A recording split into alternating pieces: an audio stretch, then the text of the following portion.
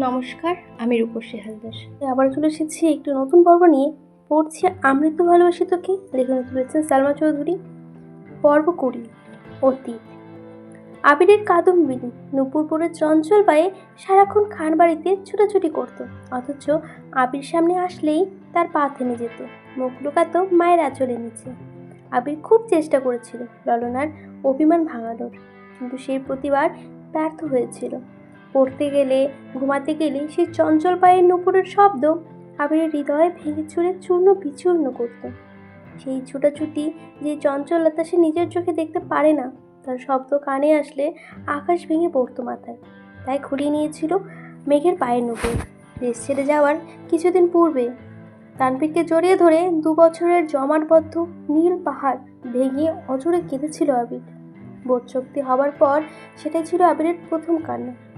লোকে বলে পুরুষ মানুষের কাঁদা নিষেধ, কান্না এলেও কাঁদা যাবে না, চাপিয়ে রাখতে হবে তার মনের গহীনে।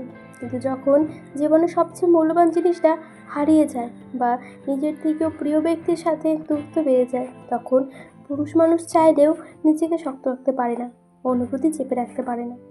তানভীর আবিরের সেই কান্না, মরা কান্না দেখে বিস্ময়কর চোখে তাকিয়েছিল। কয়েক মুহূর্ত পর আবিরকে জড়িয়ে ধরে কত শতবার শুধু জিজ্ঞাসা করেছিল, কি হয়েছে, কি হয়েছে ভাইয়া, কাঁদছো কেন, বলো আমায়। কিন্তু বাধাহীন কান্নার ফলে আবির কোনো উত্তরই দিতে পারছিল না। পরক্ষণে তানভীরের উপলব্ধি করেছিল, হয়তো দেশ ছেড়ে যাওয়াতে প্রিয়জনদের ছেড়ে চলে যাওয়ার জন্যই এভাবে কাঁদছে। সে আর প্রশ্ন করেনি, চুপচাপ ভাইয়ের কান্নার গভীরতা মাপতে ব্যস্ত হয়েছিল। আবিরের সেই কন্দন স্থির হয়েছিল প্রায় 1 ঘন্টায়। কান্নার মাত্রা কিছুটা কমার পর তানভীরকে ধীর কণ্ঠে শুধিয়েছিল, কি হয়েছে ভাইয়া, এভাবে কাঁদছো কেন। আবির কান্নারত কণ্ঠে শুধু বলেছিল, আমি একে ছেড়ে এতদূর কীভাবে থাকবো। গভীর রাত, শান্ত নিষিদ্ধ একটা পরিবেশে আবির এই কথাটা তানভীরের হৃদয়ে কেটে গেছিল। তানভীরের বয়স তখন সবেমাত্র 16 পড়েছে। এত কিছু না বুঝলেও ভাইয়ের কথাটার মানে সে স্পষ্ট বুঝতে পেরেছিল।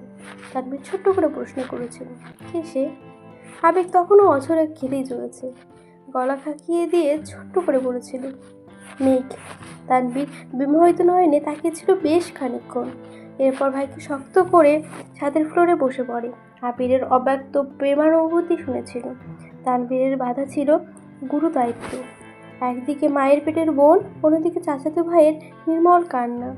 সব কিছু শুনে শেষমেশ তানভীর আবিরের চোখ মুছিয়ে এসে শান্ত কণ্ঠে বলেছিল, তুমি চিন্তা করো না ভাইয়া, আমি আছি তো, মেয়েকে দেখে রাখার জন্য। তোমার ভালোবাসা তোমারই থাকবে। সেই রাতে 1 ফোঁটাও ঘুমায়নি 2 ভাই। সারা রাত জেগে শুধু মেঘকে নিয়ে অধিনিবেশ করেছিল। এমনকি দেশ ছেড়ে যাওয়ার দিনও আবির তানভীরকে জড়িয়ে ধরে শুধু একটা কথাই বলেছিল, ওকে দেখে রাখিস, ওর ওপর যেন কোনো আঁচ না পড়ে। আবির দেশ ছেড়ে যাওয়ার পর থেকে মেঘকে দেখে রাখার গুরুদায়িত্ব পড়েছিল তানভীরের ওপর। মেঘ কোথায় যায়, কার সাথে মিশে, খাওয়া দাওয়া, পড়াশোনা, স্কুল কলেজ, টিউশন, পছন্দ অপছন্দ সব কিছু দেখে রাখা ছিল তানভীরের প্রধান কাজ। শত ব্যস্ততার মাঝেও আবির দিনে কমপক্ষে 3 বার করে তানভীরকে কল করে শুধু মেঘের খোঁজ নিত। 7 বছরে এমন একটা দিনও কাটেনি আবির মেঘের খোঁজ নেয়নি।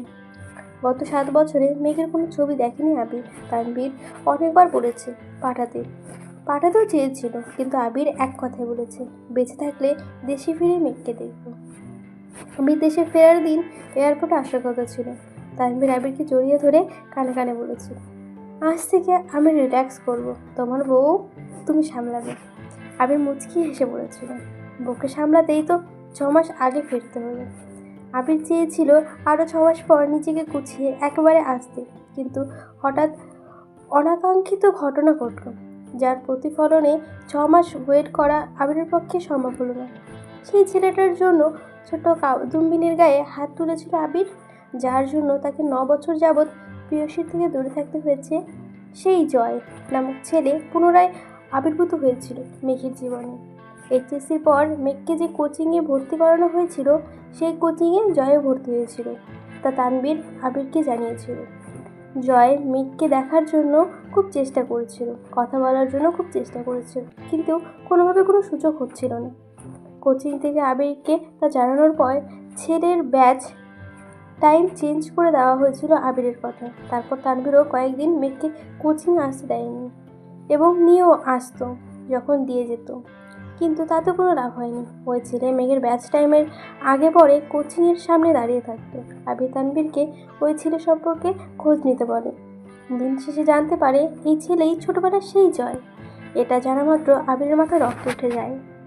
এমার্জেন্সি ভিসা ম্যানেজ করে দেশে ফিরেছি। দেশে ফিরে 9 বছরের রাগ, ক্রোধ, আক্রোশ সবটা ঢেলে পিটিয়েছিল জয়কে আবির। বর্তমান তানভীর ঘণ্টাখানিক মেঘের মাথায় জলপট্টি দিয়েছে, কিন্তু জ্বর যেন কোনোভাবেই কমছে না। হালিমা খান ঘুমিয়ে পড়েছিল। হঠাৎ সজাগ হয়ে তানভীরকে জলপট্টি দিতে দেখে উদ্বিগ্ন কণ্ঠে জিজ্ঞাসা করল, কি রে, তুই এখনো এখানে? সে কখন এসেছিস? খাবি নাকি?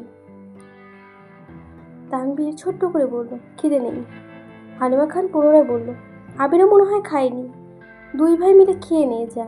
তৎক্ষণাৎ আবিরের কথা মনে পড়ল তানভীর বিড়বিড় করে বলল, এই রে, ভাইয়া কোথায় আছে? সঙ্গে সঙ্গে বসা থেকে সে উঠে দাঁড়ায়। স্বাভাবিক কণ্ঠে মাকে বলল, আম্মু, একটু পরপর বুনুর জ্বর চেক করো, সমস্যা হলে ডেকো আমায়। কোনো রকম কথাগুলো বলে স্পিডে বের হয়ে গেল মেঘের রুম থেকে। একটু ছুটে গেল আবিরের রুমে, কিন্তু আবির রুমের কোথাও নেই, ব্যালকনিতেও নেই। তানভীর রুম থেকে বের হয়ে করিডোরের দিকে নিচে তাকালো, নিচেও তার আবির নেই। তানভীর দৌড়ে গেল ছাদের দিকে। ছাদের দরজা থেকে দেখতে পেল আবির সিঙ্গেল সোফাতে বসে আকাশের পানে মুখ করে বসে আছে।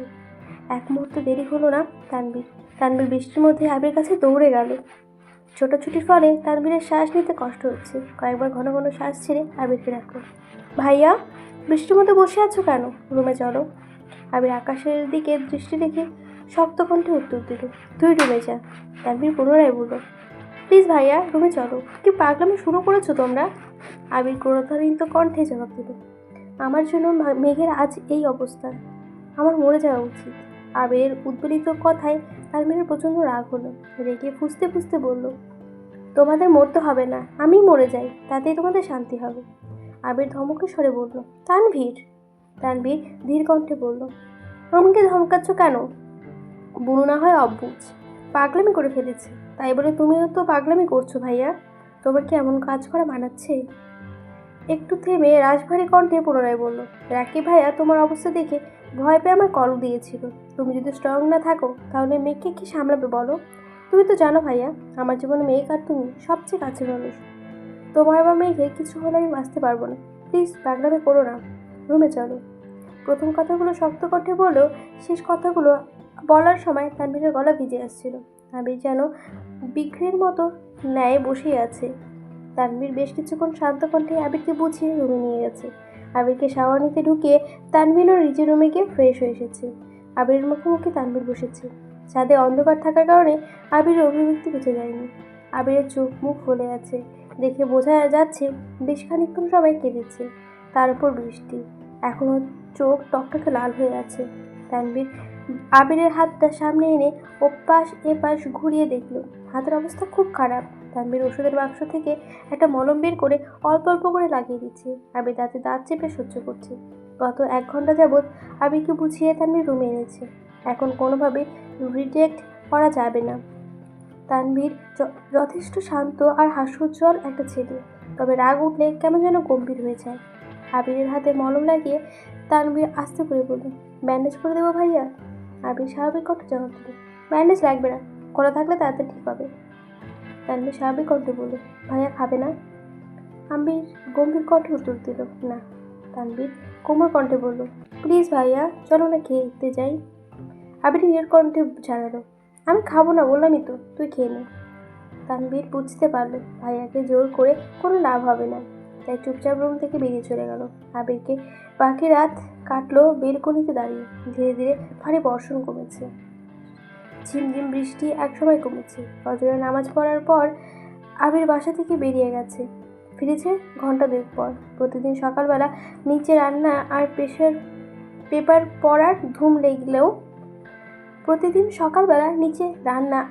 পেপার পড়ার ধুম লাগলেও আজ ড্রয়িং সম্পূর্ণ ফাঁকা। আবির ধীর পায়ে সিঁড়ি দিয়ে উঠল। মেঘের রুমে সবাই হুমড়ি খেয়ে পড়েছে। আলী আহমেদ খান, মোজাম্মেল খান, ইকবাল খান থেকে শুরু করে বাড়ির 3 কর্তি, এমনকি মিম আর আদিও, তানভীরও উপস্থিত সেখানে। মেঘ সংকীর্ণ হয়ে রইল। সবাই যেন একজোটে মেঘের উপর হামলা করেছে। মেঘ সবার দিকে বারবার তাকাচ্ছে শুধু। মোজাম্মেল খান রাগান্বিত কণ্ঠে প্রশ্ন করল, বৃষ্টিতে ভিজতে গিয়েছিলিস কেন? বৃষ্টিতে ভিজতে যে জ্বর উঠবে এই বোধশক্তি হয়নি তোর এখনো? ইকবাল খান মোজাম্মেল খানকে শান্ত করতে ব্যস্ত। এর মধ্যে আলী আহমেদ খান ধীর কণ্ঠে প্রশ্ন করল, এখন 1 মিনিট নষ্ট না করে একটা দিন নষ্ট করার সময় আছে? ইচ্ছাকৃত জ্বর বাঁধানো কি ঠিক হয়েছে তোমার? কথাটা শান্ত স্বরে বললেও এই কথার অভিব্যক্তি অষ্টাদশীর বোধগম্য হলো। মালিয়া খান, আকলিমা খানও যেন একজোটে বিলাপ শুরু করেছে। যে যার মতো প্রশ্ন করছে, কোথা থেকে ভিজে আসছিস, কখন গিয়েছিলি, ভিজলি কেন, আরও কত কত প্রশ্ন। মেঘ নির্বাক চোখে শুধু তাকিয়ে আছে। সে কি বলবে? আবির ভাই এর জন্য কোনো মেয়ের প্রতি কনসার্ন, এটা সহ্য করতে না পেরে মেঘ এমনটা করেছে। হালিমা খান কোমল কণ্ঠে বললেন, তোর জন্য খাবার নিয়ে আসি মা, অল্প খেয়ে নে প্লিজ। মেঘ সবার উপরে ওঠা রাগ যেন মায়ের উপর ছাড়লো। কাঁপা কাঁপা গলায় চিৎকার করে বললাম তো খাবো না, তেতো লাগছে সব কিছু। কথাটা ঠিক মতো শেষ করতেও পারলো না। আবির হাজির হলো রুমে। মেঘের দৃষ্টি আবিরের দিকে পড়তেই আকস্মাৎ কম্বল টানল কপাল পর্যন্ত। আবির গম্ভীর কণ্ঠে বলল, এখানে এত ভিড় করার কি হয়েছে? অসুস্থ রোগী দেখতে এসেছো? দেখে চুপচাপ চলে যাবে। রোগীকে এত প্রশ্ন করছো কেন? ডাক্তার বলেছে ওর কোনো রকম চাপ না দিতে, অনুগ্রহ করে ওকে একটু শান্তিতে থাকতে দাও। একদম এই কথাগুলো বলল আবির। ইকবাল খান বাদে যার রাগ বুঝতে পেরে শান্ত কণ্ঠে বলল, না মানে মেঘ জেনে বুঝে বৃষ্টিতে কেন ভিজবে, এটাই সবাই জিজ্ঞাসা করছিল, আর কিছু না। আবির কণ্ঠ দ্বিগুণ ভারী করে বলল, ওর ইচ্ছে হয়েছে বৃষ্টিতে ভেজার, তাই ভিজেছে। তাছাড়া জ্বর হলে মাথা ফ্রেশ হয়। এখন সবাই নাস্তা করতে যাও। মেঘ কম্বলের নিচ থেকে ভেঙচি কেটে মনে মনে বলল, যার জন্য করি চুরি সেই বলে চোর। আপনি আমায় বাধ্য করেছেন বৃষ্টিতে ভিজতে, আর এখন সবার সামনে সেটা আমার উপরে ইচ্ছে বলে চালিয়ে দিচ্ছেন। বাহ হিটলার, বাহ, কি বুদ্ধিমান আপনি। বাড়ির কেউ কোনো কথা বলল না। চুপচাপ সকলে রুম থেকে বের হয়ে গেল। আবির গম্ভীর কণ্ঠে বলল, তানভীর, মেঘের জন্য নাস্তা নিয়ে আয়। হালিমা খানও চলে গেলেন মেঘের নাস্তা রেডি করতে। মেঘ তখনও কপাল পর্যন্ত কম্বল টেনে রেখেছিল। রুম নিস্তব্ধ হয়ে যাওয়ায় মেঘ ভেবেছে সবাই চলে গেছে, তাই এক আঙুল আস্তে করে কম্বলটা কপাল থেকে নামাতেই চোখ পড়ল আবির ভাইয়ের দিকে। শানিত চোখে তাকিয়ে রয়েছেন তিনি। মেঘ আর আবির চোখাচোখি হতেই আবির একটা না দুবার ভ্রু চালো। আবির ভাইয়ের এমন কাজ দেখে মেঘ হেসে ফেলল। তৎক্ষণাৎ মনে পড়ে গেল ও তো আবির ভাইয়ের ওপর রেগেছে। আকস্মাৎ মুখ গোমরা করে ফেলল মেঘ। আবির চেয়ার টেনে মেঘের বিছানার পাশে বসে মৃদু কণ্ঠে বলল, এখন কেমন লাগছে? জ্বর কি কমেছে? মেঘ উষ্টু উঠল, কিছু বলল না। আবির সহসা মেঘের কপালে হাত রাখল, সাথে একবার গলায় হাত রেখে সঙ্গে সঙ্গে কপাল কুঁচকে হাত সরিয়ে নিল। তথস্থ হয়ে বলল, এখনো তো অনেক জ্বর। বসা থেকে উঠে টেবিল থেকে থার্মোমিটার নিয়ে বিছানায় বসে মেঘের জিহ্বার নিচে ধরল। মেঘ হাঁ করে তাকিয়ে আছে আবির ভাইয়ের দিকে। আবিরের কপাল কুঁচকে তাকিয়ে রয়েছে মেঘের দিকে। দুজনেই নিস্তব্ধ, দুজনের চোখ গভীরভাবে অনুবদ্ধ। মেঘের বুকের ভেতর তোলপাড় শুরু হয়েছে। এর মধ্যে তানভীর গলা খাঁকিয়ে দিয়ে রুমে ঢুকলো। তৎক্ষণাৎ দৃষ্টি সরিয়ে নিল আবির। তানভীরের কণ্ঠ শুনে মেঘও দৃষ্টি সরিয়ে ভাইয়ের দিকে তাকাল। আবির থার্মোমিটার চেক করতে ব্যস্ত হলো। আবির ভাইয়ের দিকে প্লেট বাড়াতেই মেঘ চোখ গোল গোল করে তাকালো। মনে মনে বলল, এখন কি আবির ভাই খাইয়ে দেবে আমায়? আবির কোনো দিকে না তাকিয়ে ছোট্ট করে বলল, তুই খাইয়ে দে। তানভীর বিস্ময় সমেত তাকালো আবিরের দিকে। আবির তানভীরকে চোখ দিয়ে ইশারা করতেই তানভীর স্বাভাবিক ভঙ্গিতে বলল, ঠিক আছে, আমি খাইয়ে দিচ্ছি। আবির বিছানা থেকে উঠে চেয়ারে বসে। তানভীর মেঘকে উঠে খাওয়ানো শুরু করে। মেঘ জোর করে অল্প অল্প খাচ্ছে। তানভীর মেঘকে এটা সেটা বলে খাওয়াচ্ছে, বোঝাচ্ছে। আবির যেন নীরব দর্শক, একবার ফোনের দিকে দেখছে, একবার মেঘের খাওয়ার দিকে দেখছে। কোনো মতো অল্প খেয়ে মেঘ শীতল কণ্ঠে বলল, আর খাবো না ভাইয়া। তানভীরও আর জোর করলো না। পানির গ্লাস এগিয়ে দিল মেঘের দিকে। খাওয়া শেষে পানির প্লেট টেবিলে রাখতে রাখতে তানভীর বলল, ভাইয়া, ওনাকে ওষুধগুলো খাইয়ে দাও প্লিজ, আমি নিচে যাচ্ছি, খুব ক্ষুধা লাগছে। তানভীর রুম থেকে বেরিয়ে নিচে চলে গেছে। আবির ফোন পকেটে রেখে টেবিল থেকে ওষুধ রেডি করে মেঘের দিকে এগিয়ে দিল। মেঘ মাথা নিচু করে ওষুধগুলো খেয়ে নিল। আবির নিরেট কণ্ঠে বলল, সাবধানে থাকিস। আবির চলে যেতে নিলে মেঘ আবিরের ডান হাত আঁকড়ে ধরে। সহসা আবির ব্যথায় উফ করে উঠল। মেঘ সঙ্গে সঙ্গে হাত ছেড়ে দিল। মেঘ ভেবেছে আবির ভাই হয়তো বিরক্ত হয়েছে মেঘের ছোঁয়াতে। আকস্মাৎ মেঘের মনটা খারাপ হয়ে গেল। কাঁদো কাঁদো কণ্ঠে বলল মেঘ, আমি মরে গেলে আপনি। এতটুকু বলতে আবিরের অগ্নিদৃষ্টিতে চাইল অষ্টদশীর দিকে। মেঘ কথা সম্পূর্ণ করতে পারল না। আবিরের রাগান্বিত কণ্ঠে বলে উঠল, চুপ। আবির দাঁতে দাঁত চেপে পুনরায় বলল, আর কোনো দিন যদি তোর মুখে এরকম কথা শুনি তাহলে এই দিক তোকে মেরে বুড়িগঙ্গায় ফেলে দিয়ে আসবো। মেঘের ছোট্ট হৃদয়টা আবির ভাইয়ের কথায় আবারও চূর্ণ বিচূর্ণ হলো। একটু রম্য স্বরেও তো বলতে পারতেন, তা না মেরে ফেলবে। মেঘের অক্ষিপটে ভিজে এসছে। চিবুক নামিয়ে বিড়বিড় করে বলল, এইবারের কেউ আমায় ভালোবাসে না, সবাই শুধু বকে। সবার রাগ ঝাড়ার একমাত্র জায়গা আমি। কেউ কেউ তো আবার রেগে গায়ে হাতও তুলে নেয়। কথাটা শেষ করে আবিরের দিকে তাকালো। পল্লব ঝাপটাতে গেলে বেয়ে অশ্রু গড়িয়ে পড়ল। আবির অষ্টদশীর মুখের পানে চেয়ে মনে মনে বলল, এই কেউটা তোকে ইচ্ছাকৃত মারতে চাইনি। এটা কি করে বোঝাবো তোকে? এই কেউটা যে নিজের চেয়ে বেশি তোকে ভালোবাসে, তোকে মারার সাধ্য কি আছে তার?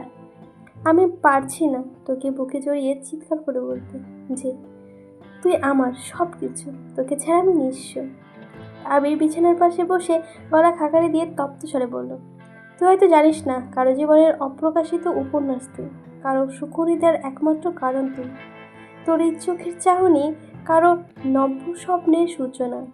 তোর এই অনাদেয়ের কর্মকাণ্ড খুব শীঘ্রই কারো মস্তিষ্কের রক্তক্ষরণ ঘটায়।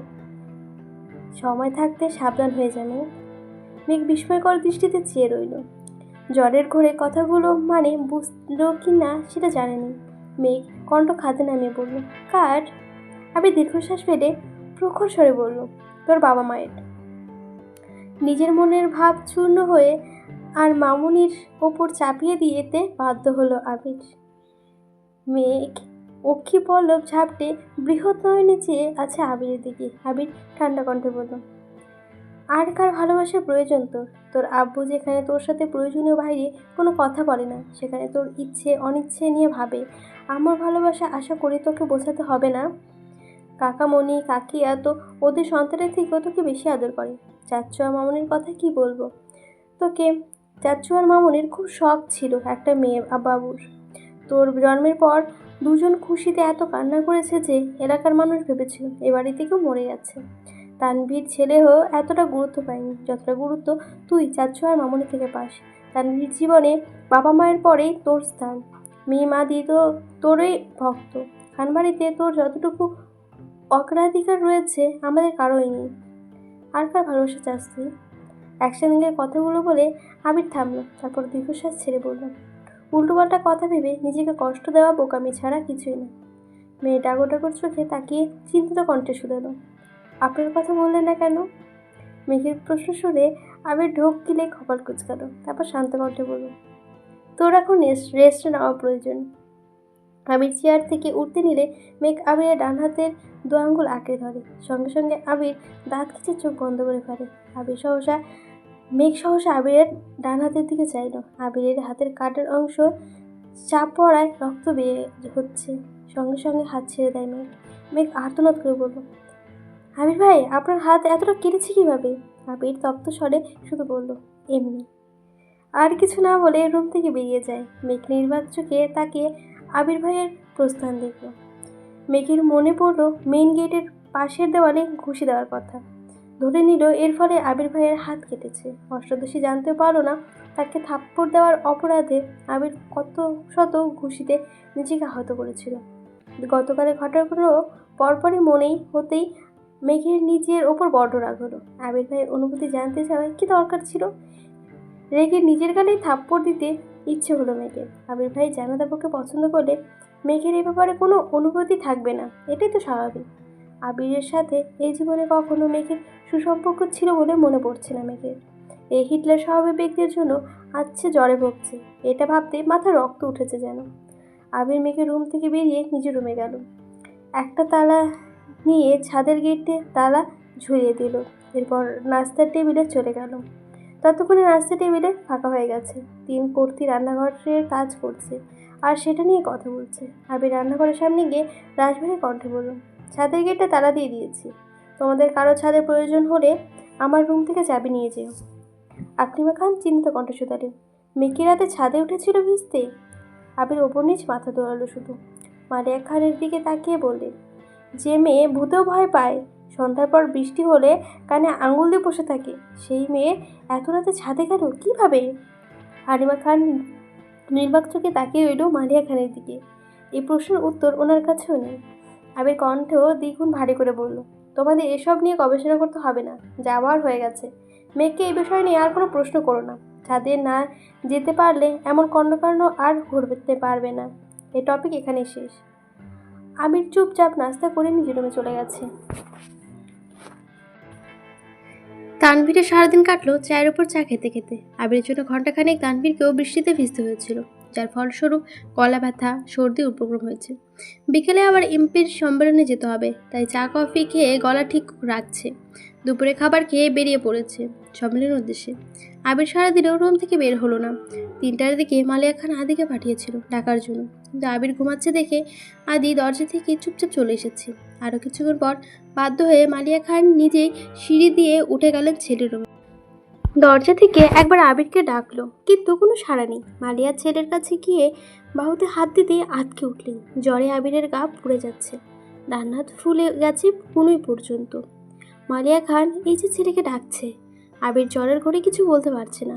মালিয়া খান রুম থেকে বেরিয়ে হাঁকডাক শুরু করলেন। ইকবাল খান সোফায় টিভি দেখছিলেন। ভাবির ডাক শুনে দৌড়ে গেলেন। মেঘ ঘুমাচ্ছিল। হালিমা খান মেঘের মাথায় জলপট্টি দিচ্ছিলেন। বড় জায়ের আর্তনাদে মেঘের রুম থেকে বেরিয়ে ছুটে গেলেন আবিরের রুমে। আবিরের মুখমণ্ডল অন্ধকার হয়ে আছে। হাতের ব্যথার সাথে দীর্ঘ সময় বৃষ্টিতে ভেজার ফলে এই দশা হয়েছে। ইকবাল খান সঙ্গে সঙ্গে ডাক্তারকে কল দিয়েছেন। ঘণ্টাখানেক পর পরিস্থিতি শান্ত হলো। আবিরকে ব্যথার ওষুধ খাওয়ানো হয়েছে। মালিয়া খান ছেলের মাথায় জলপট্টি দিতে ব্যস্ত হলো। হালিমা খান বেরিয়ে মেঘের রুমে গেলেন। ততক্ষণে মেঘের ঘুম ভেঙে গেছে। মালিয়া খানের থতমত খাওয়া চেহারা দেখে মেঘ সংকীর্ণ হলো। উদ্বেলিত কণ্ঠে শুধালো, কি হয়েছে আম্মু? হালিমা খান মেঘের মাথায় কাছে বসলেও তারপর বলল, তোরা 3 ভাই বোন মিলে কি শুরু করেছিস বলতো? মেঘ স্বাভাবিক কণ্ঠে বলল, কেন, কি হয়েছে? হালিমা খান তপ্ত স্বরে বললেন, এদিকে তোর অবস্থা খারাপ, ওদিকে তানভীর লেগেছে সর্দি। সকাল থেকে চা কফি খেতে খেতে কিছুক্ষণ আগে বের হলো, এখন আবার আবিরের। মেঘ আতকে উঠে প্রশ্ন করল, কি হয়েছে আবির ভাইয়ের? হালিমা খান কোমল কণ্ঠে শুরু করলেন, রাত থেকে তো ছেলেটার দৌড়ের ওপর দৌড় রয়েছে।